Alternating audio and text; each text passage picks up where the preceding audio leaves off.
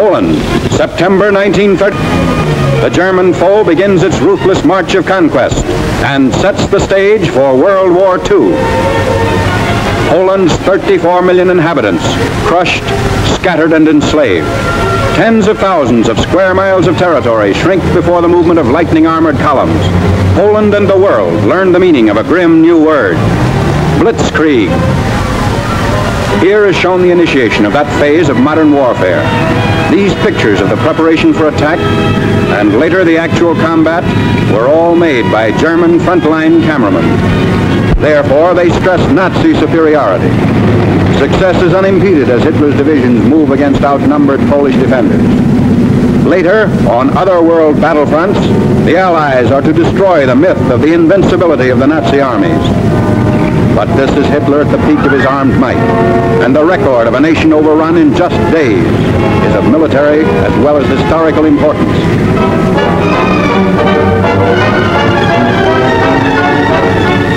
The spark is set off in the free city of Danzig. Nazi secret agents had long plotted the revolt against law and order. Germany called it liberation. The world knew that Danzig represented the ignition of the European powder keg, the excuse for Hitler's hordes to begin their destructive campaign of conquest. Here is the historic last stand of Danzig's loyal defenders. They're entrenched in the city's post office and under repeated fire of Nazi-trained militiamen.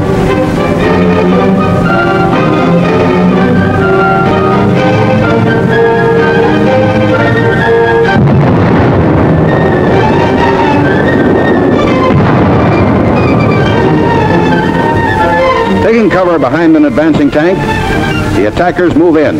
Gasoline is sprayed on the building, and its doom is sealed.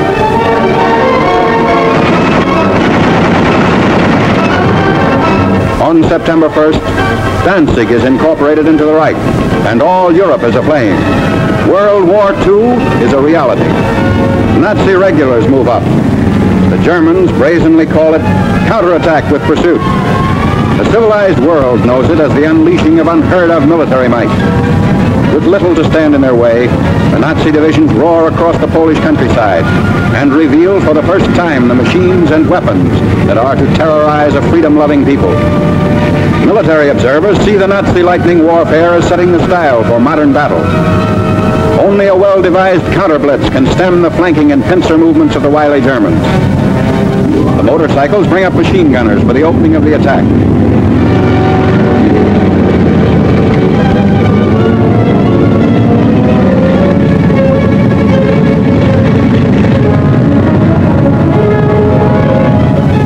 Camouflage is used to best advantage. Rushing up of troops for more blitz attacks. The German strategy is to isolate Polish forces as quickly as possible. So the Nazi columns move according to prearranged schedule. 30 to 37 miles per day is the German claim.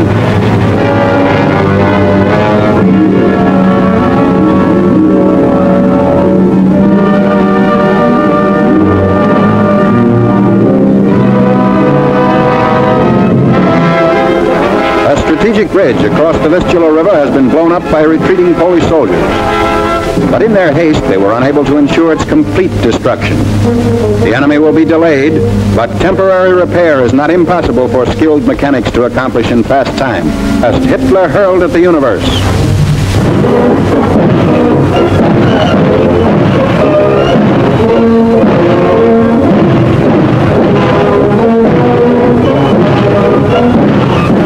Arrogant, well-trained, the Nazis marched through Warsaw's streets. The world was permitted to view this display of military pomp and expected to bow before Germany's might. But the events of years following Poland's setback were to tell another story.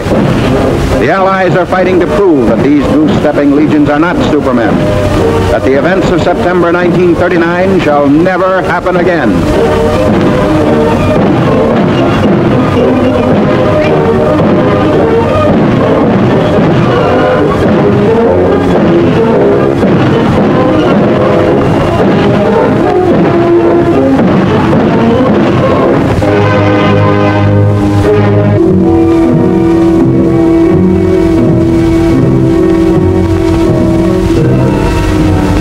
of Warsaw. The big attack begins 31 miles outside the capital. Shells are dropped into Warsaw without let-up as day by day the Nazis forge a tighter ring of steel around the almost helpless city.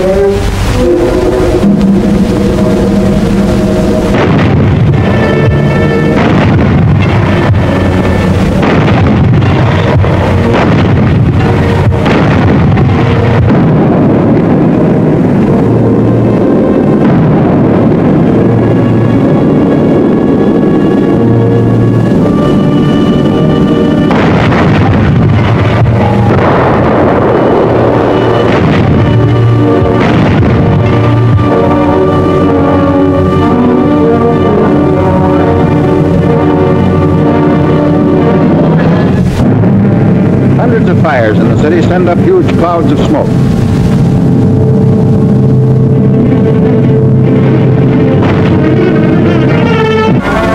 Polish defenders come up to surrender their arms.